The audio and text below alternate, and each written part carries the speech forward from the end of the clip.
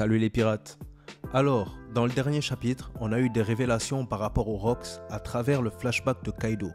Et beaucoup d'autres pirates, en apprenant la défaite des Rocks à God Valley, ont pensé que c'était probablement dû à un conflit intérieur.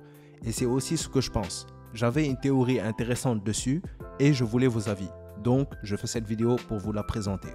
Du coup, avant de commencer, mettez un j'aime pour soutenir la chaîne, abonnez-vous pour rejoindre l'équipage et activez la cloche de notification pour ne rien rater de nos prochaines vidéos. Allez, c'est parti.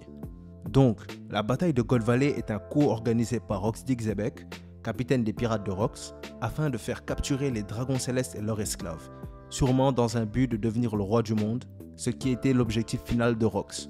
C'est après cette bataille que les dragons célestes se sont installés sur Red Line, mais ça, c'est pour une autre vidéo. L'élément marquant de la bataille de God Valley, c'est le combat qui y a été mené.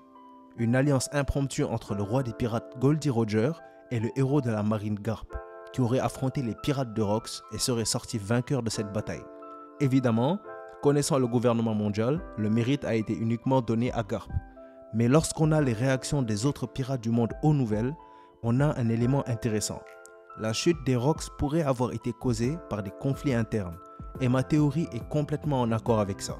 Pour ajouter à ça, je pense que c'est même plus qu'un conflit interne. Je pense que l'un des Rocks s'est carrément rangé du côté de Garp et Roger. Je m'explique. Regardez un peu la disposition de la bataille.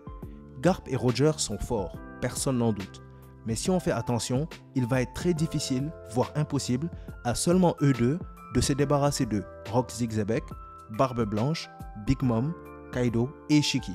Un 2 contre 5 face à d'aussi forts pirates est une position beaucoup trop désavantageuse, même pour Garp et Roger.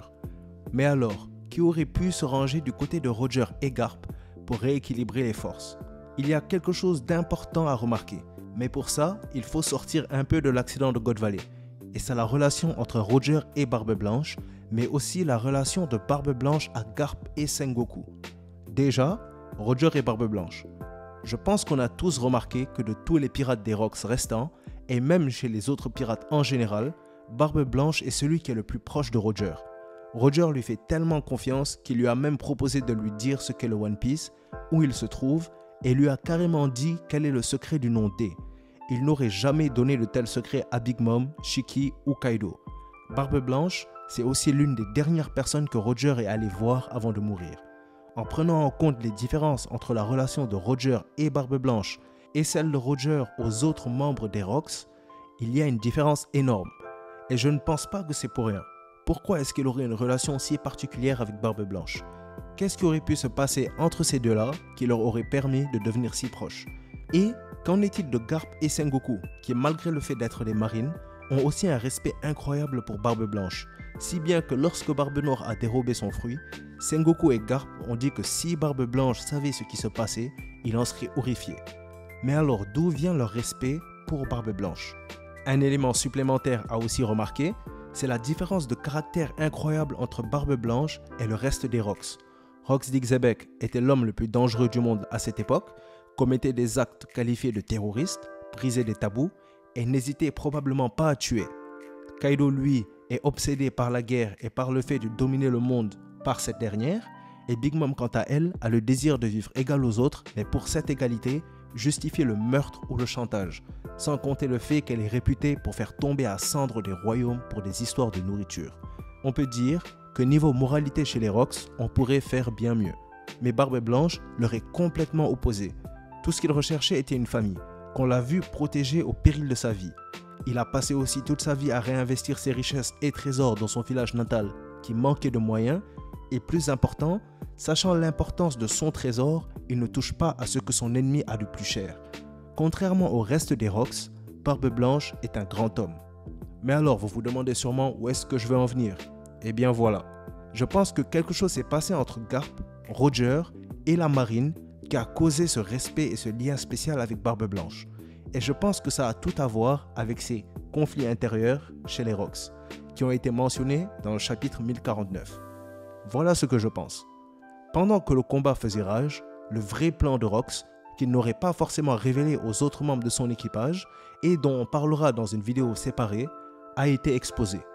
Et Barbe Blanche a décidé, après l'avoir découvert, par moralité, de changer de camp. Il s'est alors rallié à Garp et Roger, changeant la dynamique du combat d'un 2 contre 5 à un 3 contre 4, avec d'un côté les deux pirates les plus forts de leur époque, dont le futur roi des pirates est l'homme le plus fort du monde, accompagné d'un des plus forts marines, si ce n'est le plus fort marine, contre, de l'autre côté, l'homme le plus dangereux du monde et 3 futurs Yonko.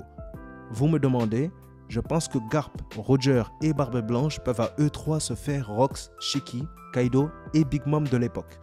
Surtout que Kaido était particulièrement jeune à ce moment-là, et même Big Mom.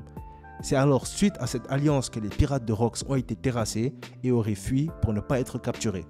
C'est aussi grâce à son intervention dans la bataille que Roger a développé ce lien particulier avec Barbe Blanche, qui en fait est son allié du passé. Et c'est comme ça que même la marine en serait venue à le respecter. Si les Rox ont perdu à God Valley, c'est grâce à Roger et Garp, mais aussi grâce à Barbe Blanche, ce qui explique les conflits internes chez les Rox. Barbe Blanche lui-même nous l'a dit quand Oden voulait monter sur son navire. Quand les désirs égoïstes des uns prennent le dessus, c'est le groupe qui perd. C'est alors dans cette mentalité qu'il aurait décidé de changer de camp et de combattre son ancien équipage. D'ailleurs, en parlant d'équipage, je ne pense pas que celui de Roger était présent à God Valley, sinon Sengoku l'aurait sûrement mentionné. Roger a sûrement décidé d'y aller seul, mais Garp était probablement accompagné de Marine et peut-être même de Bogard, ou d'autres vice-amiraux qui auraient aidé avec les membres les moins importants du groupe. Du coup, dites-moi ce que vous pensez un peu de ma théorie, que Barbe Blanche est celui qui s'est rangé du côté de Garp et Roger et a aidé à faire tomber son ancien capitaine. Ou est-ce que vous avez d'autres théories concernant la chute des Rox? Donnez vos avis en commentaire. Si vous avez aimé la vidéo ou qu'elle vous a appris quelque chose, mettez un j'aime, abonnez-vous pour rejoindre l'équipage et mettez la cloche pour ne rien rater de nos prochaines vidéos. N'oubliez pas, si on s'est croisés aujourd'hui, c'est le destin qui l'a voulu. La vidéo touche donc à sa fin, merci d'avoir suivi. C'était Mangamonde et comme d'habitude, c'était un plaisir de faire cette vidéo pour vous. À bientôt les pirates.